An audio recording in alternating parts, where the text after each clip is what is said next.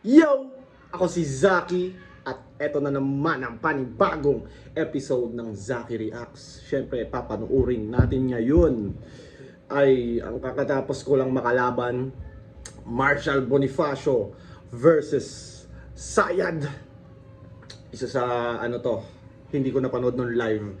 Kaya medyo nahirapan ako maghanap ng angles kay Marshall dahil in-upload to parang siguro 4 days or 5 days na lang before yung battle. So hindi na ako nagkaroon ng chance na kumuha pa ng lines or makabuo pa ng mga angulo sa battle na to.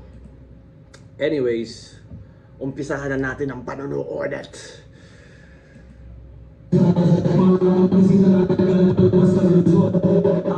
naglalang ko po ito si Sayad, tinanong si Marshall kung sino niya mauna.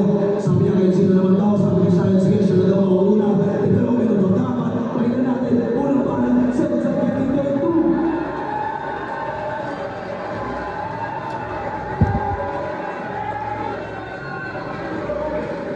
Sinong unang makakalimot? Sinong unang mauutal? Bulong-bulungan pagtalikod, dyan iikot yung sugal. Tipong unang matatalisod, makakalikot ng brutal. At buntal ang ihilot sa kikilos na butal.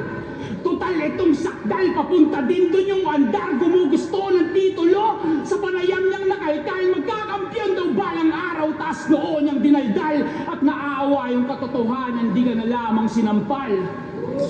Tapos parang mga ganun, naawa yung katotohanan, hindi ka na lamang sinampal. Parang pwede ilagay sa t-shirt no? Putang ina, parang sobrang lalang insulto na matalino eh. sa panayam niyang nakalkal, magkakampyon daw balang araw, taas noon niyang dinaldal. At naawa yung katotohanan, di ka na lamang sinampal. Tapos na Naawa yung katotohanan, hindi ka na lamang sinampal. Sheesh! dito ka ngayon, ano sa akin ka magbabawi? Pagkakamaling sinusundan ng isa pang pagkakamali. Kung mga kwento na pagtatahe, bayani sa pagkakabali. Mabayo kang isinilang pero Bonifacio kang masasawi. Kung nagustuhan mo yun, dapat pa ba akong masurpresa? Kung ikaw yung gagawin lahat ng respeto, makolekta, handang kumain ng bala, laging handang mabayoneta, yung mabayaw at Bonifacio, sa ganon magkokonekta. Pagamat rerektang kabiguan ay manatili kang alisto kasi kung ama ka ng katipunan, ako higit pa sa asinto. Nakalkulado bawat kilos at may galaw sa pagkumpas. Kapag namali ka ng batikos ang araw-araw mo undas. O ang namali ba pagtuklas ng alias niya sa larangan pagkat yung Bonifacio niya Marshall na alias din ang dilawan. Kung sinasanto Aquino, ba't nandito tong bugoy? Ano pag naligpit kita dito, misis mo magtutuloy? Kasi hindi ako papayag. Kakaiba magsulat si Sayad no? May sarili siyang flavor. Tapos kumbaga, tinan mo yung mga quotables niya, hindi masyado nagre-react yung tao or minimal lang yung reaction. Pero pag in-analyze mo yung mga quotables niya, talagang maangas eh. Mo magtutuloy kasi hindi ako papayag. Ang pagkabasag dadamhin sa naratibong ka-Andres, kung pa rin to dadalhin, kung saan ka biyak magagahasa pagkatapos magapi. Mukhang paiyak na kinawawa tatatak sa salapi. Ano, nababaliw ka na? Sa papuri na takam dahil sa the gods must be crazy? Ang dami mong alam, baka nga nababaliw ka na. Malamang sa malamang. Ako nga pala si Sayad at ito si nababaliw pa lang.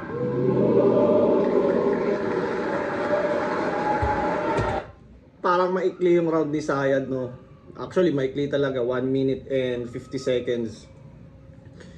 Isa si Sayad sa mga nakikita kong madalas ganun eh. Yung sakto lang yung round, parang si Poison. Minsan saktong 2 minutes lang. Parang laging tournament mode lagi yung preparation. Which is, okay lang naman. Okay lang din naman talaga yun. Pero para sa akin lang, para siyang bitin pag ako. Parang hindi ko mailabas lahat ng gusto kong sabihin na 2 minutes lang. Parang ganun, ang hirap.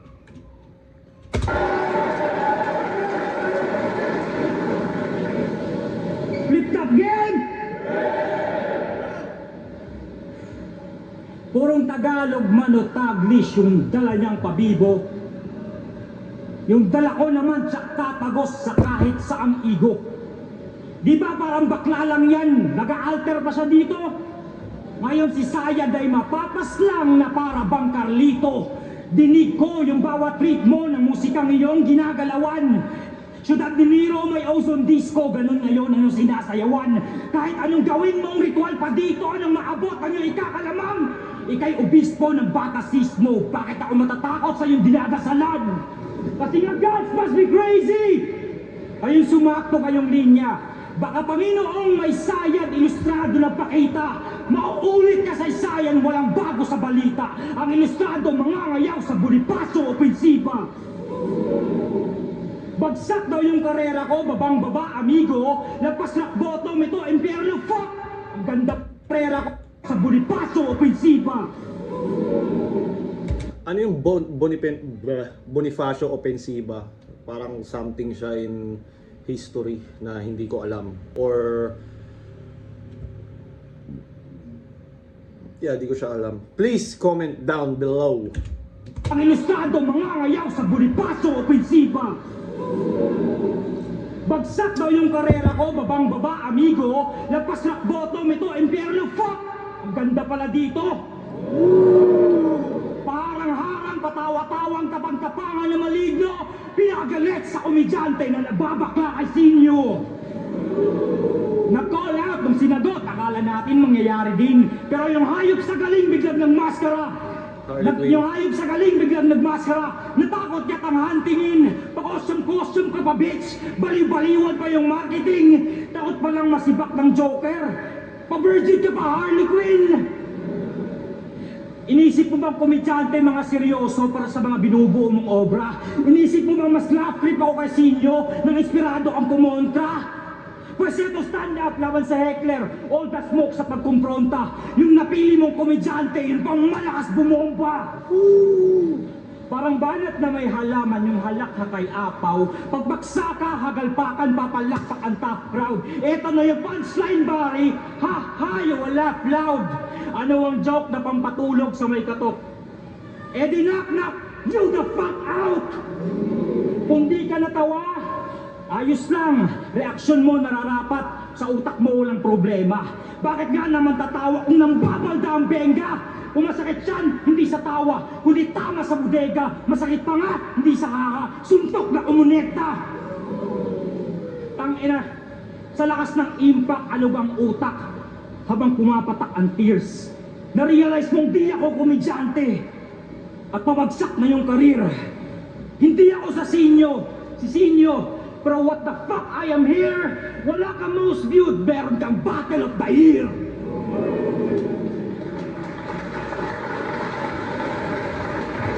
Pareha sila malakas sa round 1. Iba yung ang gusto ko kay Sayad sa first round, yung mga quotable niya.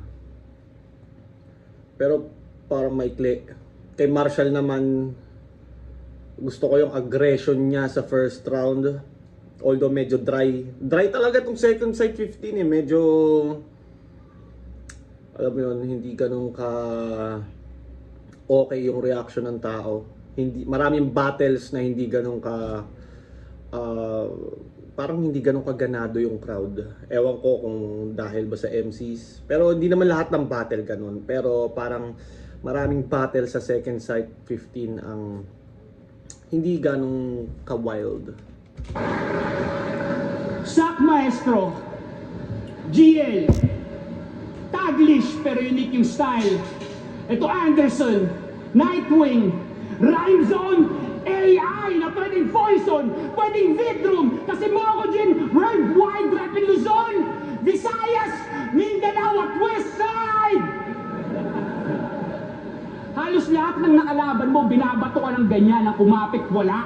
Mahigit 1 dekada kang pinaparatangang gaya-gaya. Bakit kaya? 1 dekada kang pinaparatangang gaya-gaya. Bakit kaya? Parang ano no? Dinidiin pa yung punto while asking a question. Bakit kaya? Bakit kaya? Tapos, Patuloy lang patay-mali siya sa linalaban niyang karera, sumalangit nawa. Pes punuan na yung liga at mabigat yung mga sakay, kaya anong sabit? Baba! Batch 2015, sobrang solido at pulido sa halos lahat ng elements. Pinagsigawan niya sa mga baguhan, yun daw ang kanyang re-represent. At ikaw lang ang nagmalaki niyan, ano para sa husay mo may evidence? Tamang apply kang heavyweight, tapos yung mga kasabayan mo re-reference? Marshall nakabatch ni Mot, ni J Black, ni Six Strip, ni Envy, Marshall nakabatch ni Marco, ni Litram, ni Topper at ni Cripley, Marshall nakabatch ni Daking, ni Sor, ni EJ, ni Lance, Marshall nakabatch ni Emmer, nakasabayan din ni Tats. Ang haba ng setup, walang suntok. Yung momentum pa-decline. Ang gusto ko lang sabihin sa putang ina mo, mas magaling sa'yo si Prince Rhyme. Ano kay Prince Rhyme ka ba kayo para no? Hindi na nga, ewan ko kung ano nangyari kay Prince Rhyme, parang hindi na siya nabibigyan ng battle ata. Or hindi na siya tumatanggap ng battle, I don't know. Pero may mga ganong MC na hindi na nabigyan ng battle, di ba? Lil Wayne, hindi ko na nakikita. Onyx, sobrang bihira na, di ba? Siyempre, habang alam mo yun, habang nag-i-improve yung battle rap is meron ding mga sa UFC may mga nakakat, may mga parang wala nang enough na skill set para sumabay sa ganitong battle rap, kaya yun lang, feeling ko lang kaya dahil doon kaya sila nawawala or pinili nilang hindi na bumatel, I don't know. Kaya all this time na nagpapakilala ang fantastic ay nakilalang ignorante, kumaabante pa atras. Napawang katotohanan pagkat polusyon ng iyong hangin, hangad maging dakila at nalila sa hangarin, pagkukulang hahanapin, paglumutang pasayarin, umaasal dominante tong may mababang antas. Itsura binabago para magmukha ng gagalangin, kaso ako'y hindi na makatao kung ika'y hindi na nagkakanin. Ang mga baraha ay markado kahit paano balasahin, mananatili kang miserable sa magkakaibang landas. Ano, nababaliw ka na? Sa papuri na takam? O dahil sa the gods must be crazy, ang dami mong alam. O baka nga nababaliw ka na, malamang sa malamang. Ako nga pala si Sayad at ito si nababaliw pa lang. Hindi na ba? Baliw pa lang. Alam mo, maalam sa agham. Tang inang yan, bano kayo sa batch 1. Tang inang to, lahat na lang pinapahid. Tang ina mo, batch mo si Balakid. Tayo na parang ngayon, no? Imagine, parang nakakahiya na ba maging kabatch si Balakid? Siguro dahil lang yun sa mga allegations niya, kaya parang pwede nang sabihin yun ngayon. Pero yung ambag ni Balakid sa rap battle is hindi talaga matatawaran din. Sana hindi lang pa-hype yung sinabi ni Balakid na, di ba parang may video sa last time na binigyan ko na kayo ng ilang taong advance paghahabol. Hintayin nyo ang pagbabalik ko, parang ganun. Sana totoong magbalik na siya. At sana,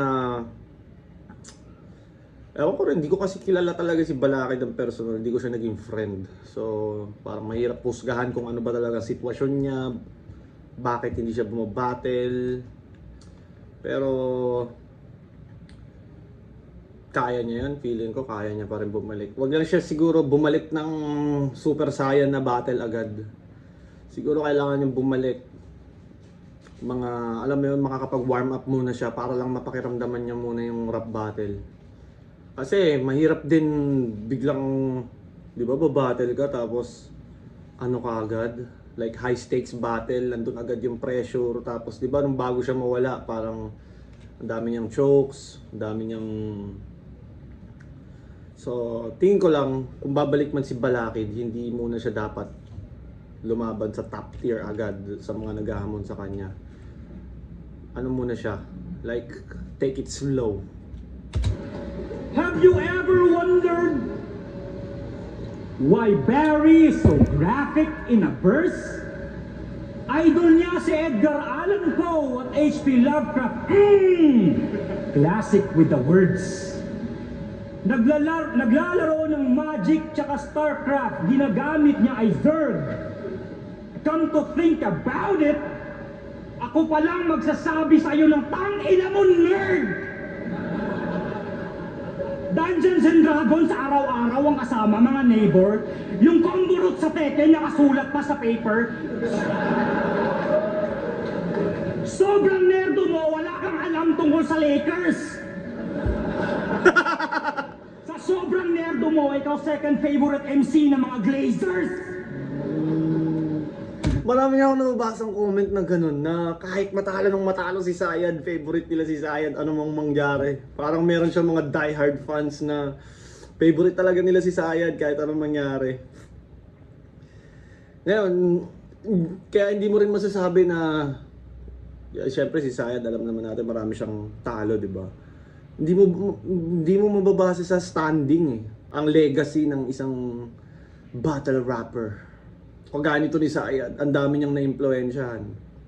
May mga rapper na mayagpag din na galing sa impluwensya niya. Tapos ngayon, meron pa, di ba, may si Ozarugami, si Invictus, si Zenlook, alam ko na impluwensyahan niya rin yung sa left field nila. So, diba, may ganun siya eh. May siya ay influential. Kaya ka lang naging brutal, nagsakampo, mabilong ka. At kaya ka nagkarlito ng pagka-nerdo, maipronta. Ramdam ko ng weirdo ka simula nung unang naging tropa. Pag sa barak, sa babaraha, naglalapag ka ng Exodia.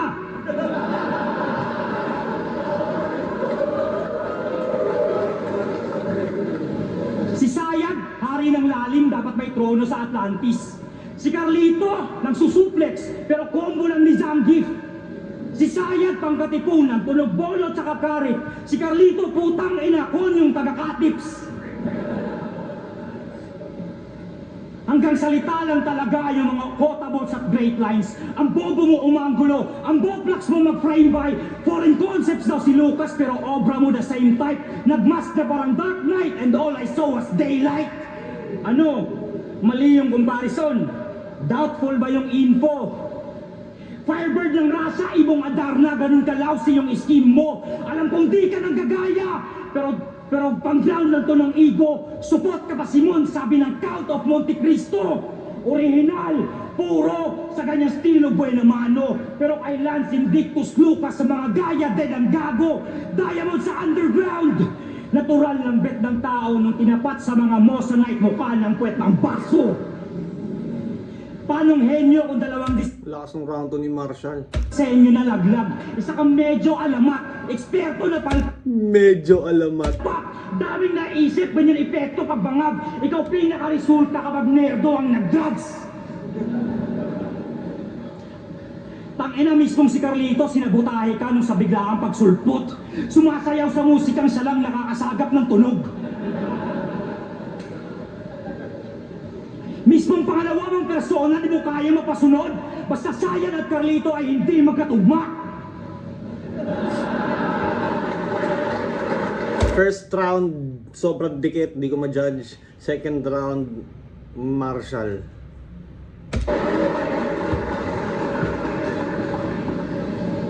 Sumuko siya sa sariling angas, kaya may luha yung tahol, nangangapital sa pagpapaawa para makakuha ng pabor. Isang typical na yawa na nagkusa, nagahol, ngayon nararapat ka bang ipasok sa nalumang ataol? Yan yung tanong sa aking isip kasi magulo ang naging tema. Nagpatalon-talon siya ng isla ng makababad sa eksena. Ilinaban yung kultura at linaanan ng pasensya. Ngayon pamilyado na si Joel, may binubuhay na hilera. Obligado lang kumayod at pagod sa eksistensya.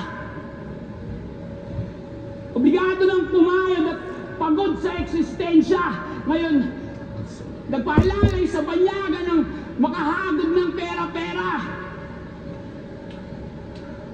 Pero ano nga ba talaga ang siyang naging tema? Hindi lang pala mga adik ang kinakain ng sistema. Sa sobrang paggipit ay pinipilit yung papel. Hawak-hawak pa rin lapis pag kumakapit sa pader. Naging puta sa paggamit dating batang Suwael. Ngayon babalik ng Kanaan yung pangalang Israel. Ngayon maglalabas siyang album. Nananawagan ng suporta. Baka makalaya sa pagkagapos kapag yung musika bumomba. Pero sana lang Tagalog nang di masayang makulog. Kasi pag nagra-rap ka sa Bisaya, dayang-dayang yung tunog. Dayang-dayang. Pero kahit palubog o wala ang madagdag, masyado kong galante para kay hanapan ng ambag. Mahuhunasan sa Masyado kong galante para hanapan ka ng ambag. God damn! Ang ina yung mga ganun ni Sayad, no? Masyado akong galante para hanapan ka ng ambag. Para siyang selfie bar na punchline din, eh, no? Tang inang yan. Parang masyado akong galante para hanapan ka ng ambag. Diba? Parang masyado akong mayaman para pag ambagin pa kitang pulubi ka, puke ng ina mo. Parang ganun yung dating, eh. Tang inang yan ang... Woo! Pero kahit palubog o wala ang madagdag, masyado kong galante para kay hanapan ng ambag. Mahuhulasan sa matsyag at may katotohanan sa bansag. Umilang taon siya sa Luzon, naging Bisayang pinagpag. At kung may hinayang sa bagsak, sa kasawian ni kay haligi, diamanting hindi hinukay at naumay sa sarili. Kahit wala kang husay sa larangan na napili, ikaw yung patunay na kahit di tunay ay pwedeng manatili. Kaya hindi ka na mababaliw, pero hindi ka na rin titino. Hindi ka na seseryoso, hindi ka na magbibiro. Hindi ka na magpapatuloy at hindi na hihinto. Hindi ka na makakahimik at hindi na kikibo.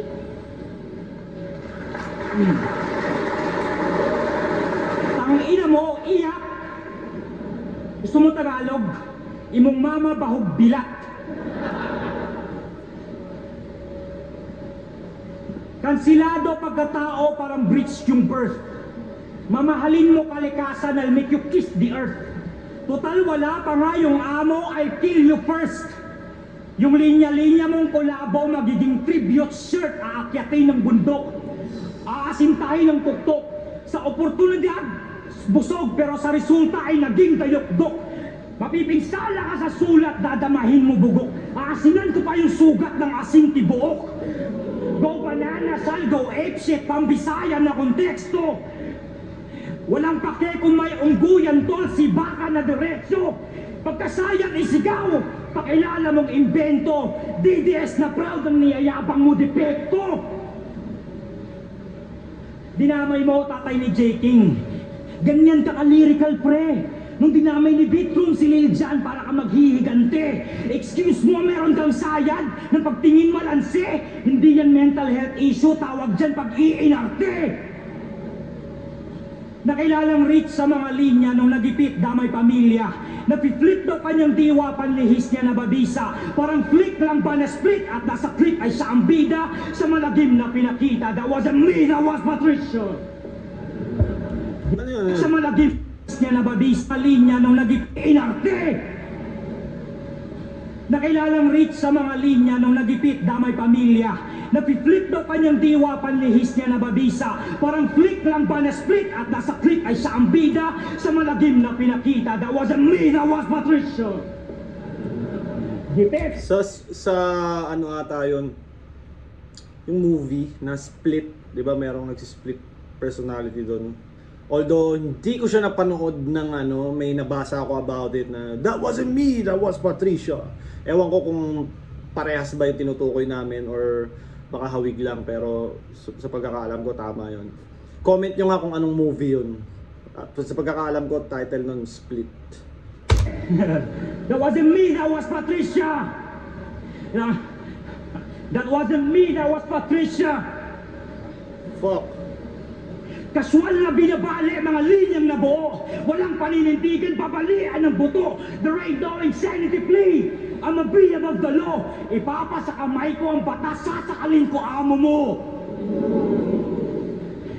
Taga Mindanao to gago, di mo to kaya ng mamain.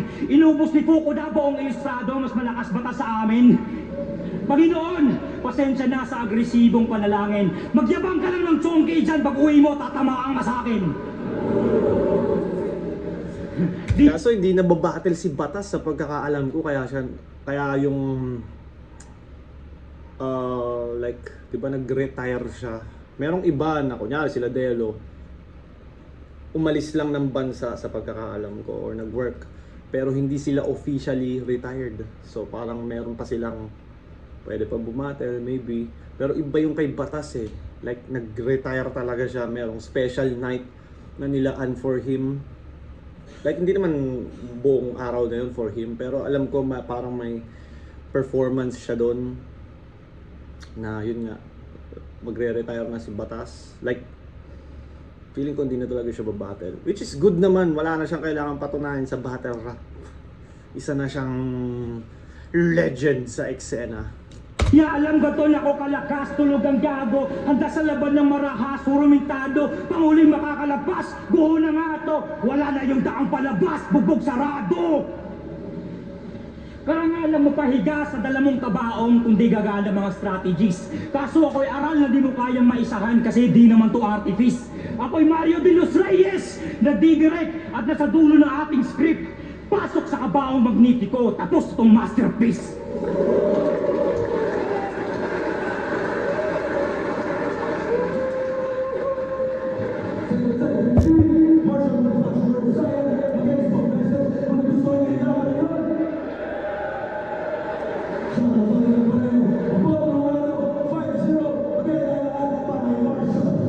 Lakas ni Marshall dito.